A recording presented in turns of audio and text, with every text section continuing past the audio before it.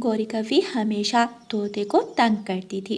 वो हर रोज तोते का भोजन चोरी करके खा लेती। बहुत मुश्किल से ये मीठा फल ढूंढ कर लाया हूँ। तोता अपने घोंसले में मीठा फल रखता है। पहले नदी से पानी पी कर आता हूँ और फिर मजे मजे से इस फल का आनंद लूंगा। गौरी कवि दूसरे पेड़ के पीछे छुपी हुई थी। जैसे ही तोता नदी से पानी पीने जाता है, गौरी कवि तुरंत तोते के घोंसले में आ जाती है। मोटी चोंच वाला इतने ठंडे मौसम में भी फल ढूंढ लाता है। जितनी बड़ी चोंच उतनी ही बड़ी नाक है इस तोते के बच्चे की। गौरी कवि तोते का मीठा फल उठाती है और वहां से भाग जाती है। एक बड़े पेड़ के नीचे बैठकर गौरी कवि मजे मजे से तोते का मीठा फल खाने लगती है। तोता नदी से पानी पीकर वापस आ रहा था। गौरी कवि को मीठा फल खाते देखकर तोता वहां आ जाता है। गौरी गौरी, ये मीठा फल तुमने कहाँ से लिया? कहीं ये मीठा फल तुमने मेरे घोंसले से तो नहीं चुराया? ना तोते, मैं तो ये मीठा फल बहुत दूर से लेकर आई हूँ। मैं आज दूसरे जंगल गई थी, वहाँ से मिला है मुझे ये मीठा फल। तोता जल्दी जल्दी से उड़ता है और अपने घोंसले में जाता है। चोरनी चोरनी ले गई, मेरा मीठा फल चुरा कर ले गई। नहीं छोड़ूंगा, मैं उस चोरनी को नहीं छोड़ूंगा। मीठा फल तो खा लिया, अब जल्दी से घर चली जाती हूँ। ऐसा ना हो कि वो तोते का बच्चा आकर मुझे पकड़ ले। गौरी कवि जैसे ही वहाँ से उड़ती है, तोता भी आ जाता है। रुको रुको चोरनी, नहीं छोड़ूंगा, मैं तुझे आज नहीं छोड़ूंगा। तुझे सजा मिलेगी, हर रोज मेरा भोजन चुरा लेती हो। गौरी कवि भागने में ही बेहतरी समझती है। गौरी कवि वहाँ से भागती है, तोता पीछे लग जाता है। गौरी कवि घने जंगल में जाकर झाड़ियों में छुप जाती है। काली कलौटी छुप गई काली कलौटी कहीं।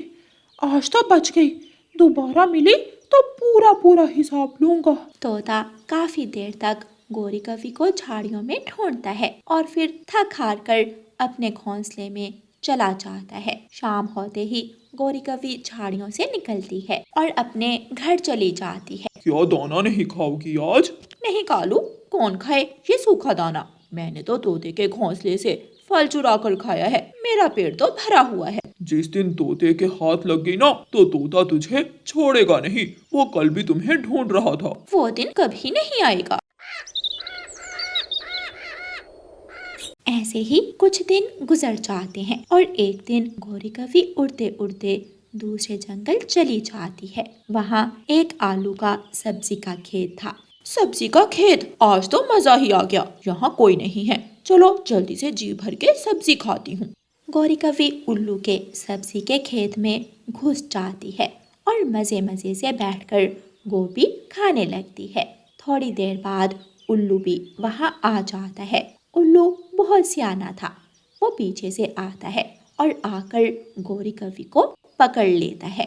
मैंने पकड़ लिया, मैंने चोर पकड़ लिया। हर रोज मेरी सब्जियां चोरी होती थी, आज छोड़ूंगा नहीं।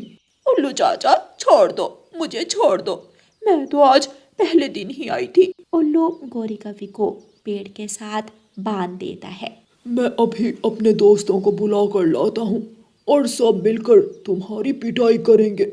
गौरी कवि बंधी हुई थी, वो रो रही थी। तोता और रानो चिड़िया सुबह से भोजन की खोज कर रहे थे। उड़ते उड़ते तोता और रानो चिड़िया उसी जगह पहुंच जाते हैं जहां उल्लू ने गौरी कवि को बांधा हुआ था। अरे गौरी, तुम्हें यहाँ किसने बांध दिया? रानो रानो, मुझे बचा लो, मुझे बचा लो, वरना वो उल्लू मुझे मार देंगे। जरूर कोई चोरी की होगी और पकड़ी गई होगी। अब तो तुझे मार खाने से कोई नहीं बचा सकता। तोते भैया, मैं तुम्हारी विनती करती हूँ, एक बार मुझे उन उल्लुओं से बचा लो। मैं आज के बाद कभी चोरी नहीं करूँगी। गौरी कवि रोए जा रही थी और चिड़िया और तोते की विनती कर रही थी। तोते भैया, हमें गौरी को बचाना चाहिए। अगर वो उल्लू आ गए तो वो गौरी को छोड़ेंगे नहीं। उधर उल्लू भी अपने दोस्तों को इकट्ठा कर रहा था। चलो सब चलो, जल्दी करो, आज मैंने चोर पकड़ लिया है। मैंने चोर को पेड़ से बांध दिया है। रानो, ये गौरी की बच्ची हर रोज मेरा भोजन चोरी करती है। अगर आज मैंने इसे बचा लिया तो ये कल भी मेरा भोजन चुराएगी। तोते, माँ कसम, मैं भूल कर भी तुम्हारे घोंसले से भोजन नहीं चुराऊंगी। बस एक बार आज मुझे बचा लो। फिर रानो चिड़िया और तोता गौरी कवि की रस्सी खोल देते हैं और गौरी कवि को लेकर वहाँ से भाग जाते हैं। बच गई, मैं बच गई। अगर आज उल्लू आ जाते तो मार मार कर वो मुझे उल्लू ही बना देते। गौरी, तुम भी शर्म किया करो। जहाँ दिल करता है मुंह उठाकर चोरी करने चली जाती हो। चोर का अंजाम हमेशा ऐसा ही होता है। अपना वादा याद रखना, आज हमने तुम्हारी जान बचाई है। रानो चिड़िया और तोते भैया, कल से आप जब भी भोजन लेने जाएं तो मुझे साथ ले जाना। आपकी तरह मैं भी अपना भोजन ढूंढ कर खाया करूंगी और चोरी करना छोड़ दूंगी। ऐसे गौरी कवि चोरियां ना करने का वादा करती है और अच्छे काम करना शुरू कर देती है। प्यारे दोस्तों, इस कहानी को लाइक, अपने दोस्तों के साथ शेयर और चैनल को सब्सक्राइब करना बिल्कुल मत भूलना। आपका धन्यवाद। ताकि ऐसी कहानियाँ सुनने के लिए YouTube सर्च बार में रानो चिड़िया की कहानी लिखें या फिर ये बटन दबाकर बोलकर कहें रानो चिड़िया की कहानी।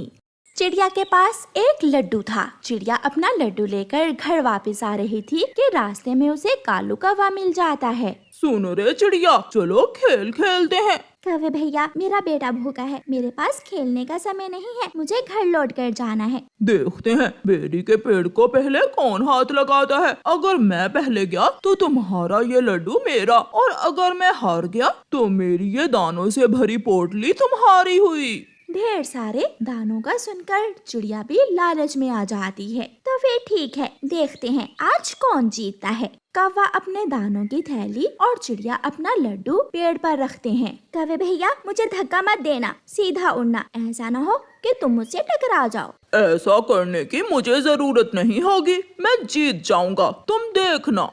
दोनों में रेस शुरू होती है। कौवा बहुत तेज उड़ता है और तेजी से उड़ता हुआ चिड़िया के पास से गुजरकर आगे निकल जाता है। चिड़िया अभी आधे रास्ते में ही थी कि कौवा बेरी के पेड़ के पास पहुंच जाता है। मैं जीत गया, अब तुम्हारा लड्डू मेरा हुआ। मैं हार गई। कौवे, मुझे मेरे लालच ने धोखा दिया। हाँ, तुम मेरा लड्डू लेकर जा सकते हो। ऐसे कालू कौवा चिड़िया का लड्डू और अपना दाना लेकर घर चला जाता है। गोरी कहाँ हो? देखो देखो मैं क्या लेकर आया हूँ। मैं बुलबुल से दाने और चिड़िया से लड्डू हथिया कर ले आया हूँ। आज फिर मेरा कालू जी जीत गया होगा। हाँ गोरी, मैंने चिड़िया से रेस लगाई। चिड़िया भी आधे रास्ते में ही थी कि मैं जीत गया। कुछ दिन गुजर जाते हैं और फिर एक दिन कालू कौवा कबूतर के पास जाता है। कबूतर, क्या तुम बादलों तक उड़ सकते हो? हाँ, मैं बहुत ऊंचाई तक जा सकता हूँ। कई बार तो मैं बादलों से भी ऊपर तक गया हूँ। तो फिर देखते हैं आज कौन ज्यादा ऊंचाई तक जाता है। चिड़िया और तोता भी वहाँ आ जाते हैं। कबूतर भैया, ऐसा मत करें, आप हार जाओगे। जो हारेगा वो दूसरे को 2 दिन तक दाना ला कर देगा। चिड़िया, तुम चिंता ना करो, मैं नहीं हारने वाला। चल भी कालू, देखते हैं आज। दोनों उड़ते हैं। जब कबूतर थोड़ी ऊंचाई तक जाता है तो हवा तेज हो जाती है। तेज हवा में ऊपर जाना बहुत मुश्किल था, लेकिन कौवा तो बिना सोचे ऊपर ही ऊपर जा रहा था। कबूतर डर जाता है और वापस पेड़ों की तरफ आ जाता है और कौवा बादलों तक पहुंच जाता है। तेज हवा कालू कौवे को दूर तक ले जाती है। कबूतर भैया, मैंने कहा था ना कि आप ऐसा ना करें। अब देखें, कालू कौवा हवाओं में उड़ गया है। कालू कौवा हवाओं के दोष पर उड़ता उड़ता दूर निकल जाता है। किस्मत अच्छी थी, कालू कौवा अचानक नीचे गिरता है और एक घास के खेत में जाकर गिरता है। बच गया मैं। अगर मैं जमीन पर गिरता तो मेरी हड्डी पसली टूट जाती।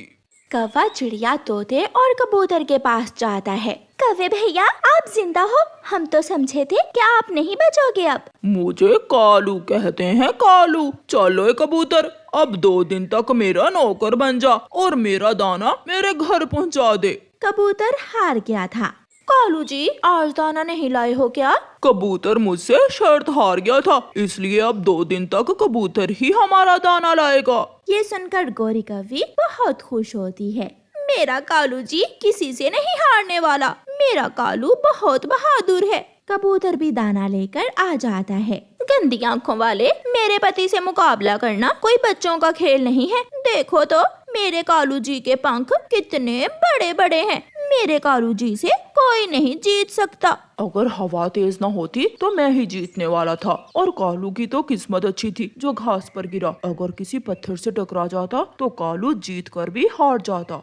मुफ्त का भोजन खाने के लिए कौवा कुछ भी कर सकता था। एक दिन तोता और चिड़िया बैठे हुए थे कि वहाँ कालू कौवा आ जाता है। कौवे, कोई है इस जंगल में जो उस बड़े नारियल के पेड़ से जमीन पर छलांग लगा सकता है? मैं ऐसा कर सकता हूँ। तो फिर देखते हैं, आज मैं ही जीतूंगा। तोते भैया, वो पेड़ बहुत ऊंचा है, किसी के चोट भी लग सकती है। आप ऐसा काम ना करें। नहीं चिड़िया, आज तो कौवा हारेगा, जरूर हारेगा। तो फिर आजा, देखते हैं। तोता और कालू कौवा नारियल के ऊंचे पेड़ पर जाकर बैठ जाते हैं। जब तोता नीचे देखता है तो तोता डर जाता है, वो रुक जाता है। लेकिन कालू कौवा बिना सोचे ही छलांग लगा देता है। कालू कौवा सीधा जमीन पर गिरता है और उसकी टांग टूट जाती है। हाय मेरी टांग, मैं मर गया, मुझे बचा लो।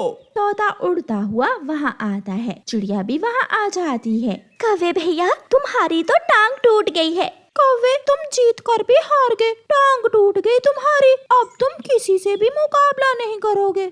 बहुत बड़ी गलती हुई मुझसे जो मैंने ऐसा किया। कोई मुझे मेरे घर पहुँचा दे।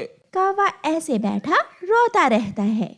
चिड़िया को जंगल से जो भी रूखा सूखा दाना मिलता, चिड़िया वो दाना खाकर अपना पेट भर लेती। मगर कौवे सूखा दाना पसंद नहीं करते थे, वो तो कोई स्वादिष्ट और ताज़ा ताज़ा नरम दाना ही खाते थे।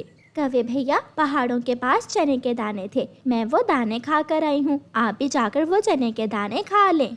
ना भी चिड़िया, वो चनों के दाने सालों पुराने हैं, वो सूख चुके हैं, मैं तो नहीं खाऊंगा। कौवा अपने घर जाता है। गौरी, मैंने सारा जंगल घूमा है, कोई भी ढंग की चीज खाने को नहीं मिली।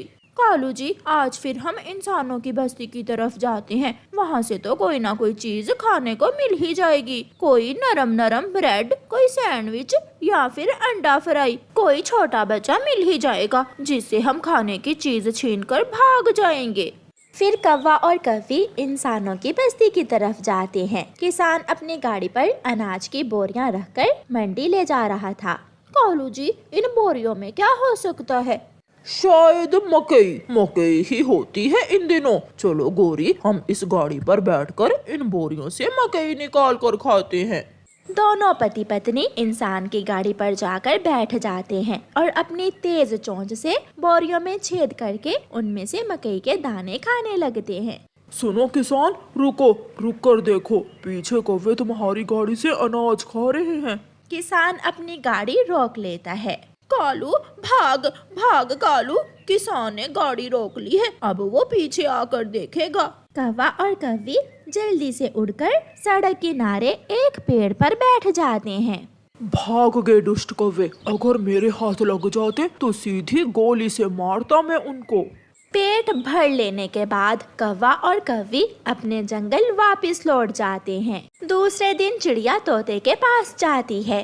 तोते तोते, आज हमें भोजन की खोज में दूसरे जंगल जाना है। सुना है वहाँ एक आमों का पेड़ है जिस पर मीठे और रसीले आम लगे हुए हैं। चिड़िया, क्यों ना कौवे और कौवी को भी साथ ले जाएं, वो भी सूखा दाना खा खा कर तंग आ गए होंगे। फिर चिड़िया और तोता कौवों के घर आते हैं। कौवे भैया, आज तो हम मीठे फल खाने जा रहे हैं, आज तो आप हमारे साथ आ जाइए। वहाँ ढेर सारे आम हैं, हम सब बहुत मजा करेंगे, आम खाएंगे और झरने के पानी में नहाएंगे। ना भी तोते और चिड़िया, हम इतनी दूर तक नहीं जा सकते, हम तो थक जाते हैं। इंसानों की बस्ती से हमें तरह तरह की चीजें मिल जाती हैं और वो भी आसानी से। अभी कल हमने ताजा ताजा मकई के बीज खाए, एक दिन ब्रेड भी मिली थी, आज देखो क्या मिलता है। कौवे भैया, अगर वहाँ से स्वादिष्ट चीजें मिलती हैं खाने को तो वहाँ खतरा भी होता है, क्या पता कब इंसान बंदूक की गोली चलाए और हम पक्षियों को मार दे। चिड़िया जाओ, हमें ऐसे डराने की कोशिश न करो, हम तो इंसानों की बस्ती ही जाएंगे। ठीक है, जहाँ तुम्हारा जी चाहे वहीं जाओ। चिड़िया चलो, हम तो जाएं आम खाने। तोता और चिड़िया वहाँ से चले जाते हैं। कालू जी, आज मोटे हलवाई इंसान की दुकान से जाकर जलेबी खाते हैं। मुझे जलेबी खाए कई दिन हो गए हैं। तुम खाना जलेबी और मैं तो खाऊंगा समोसा। मुझे समोसा बहुत पसंद है। दोनों पति पत्नी इंसानों की बस्ती की तरफ चले जाते हैं। दोनों कौवे हलवाई इंसान की दुकान के पास एक पेड़ पर जाकर बैठ जाते हैं। तिरछी नजर से वो हलवाई भी कौवों को देख रहा था। इतना आसान नहीं है मेरी मिठाई खाना, दुष्ट कौवो। कालू, पहले तुम समोसा खाओगे या मैं जलेबी? गोरी, पहले मैं समोसा उठाकर भाग जाता हूँ और फिर बाद में तुम जलेबी उठाकर मेरे पीछे पीछे आ जाना। नदी पर मिलेंगे, बाय। कौवा उड़ता है और तेजी से झपटकर एक समोसा अपने पंजों में उठाकर भाग जाता है। हलवाई कौवे के पीछे भागता है, मगर कालू कौवा भाग गया था। छी छी, दुष्ट कौवा, आज फिर मुझे दाव लगाकर चला गया। ऐसा कहते हुए वो इंसान दरवाजे के पीछे छुपकर खड़ा हो जाता है। वो इंसान तो अंदर चला गया है, मौका अच्छा है जलेबी चुराने का। गोरी भी उड़ती है और जैसे ही गोरी जलेबी उठाने के लिए अपने पंजे नीचे करती है, वो इंसान दरवाजे के पीछे से ही डंडा गोरी के पाँव पर दे मारता है। जलेबी तो गोरी के हाथ नहीं लगती, मगर उसका पाँव जरूर टूट जाता है। गोरी किसी न किसी तरह वहाँ से भागती है। अब दोबारा ये कौवे यहाँ नहीं आएंगे। हाँफती हुई गोरी नदी पर जाती है और गिर जाती है। कालू, मेरा पाँव तोड़ दिया है उस हलवाई ने।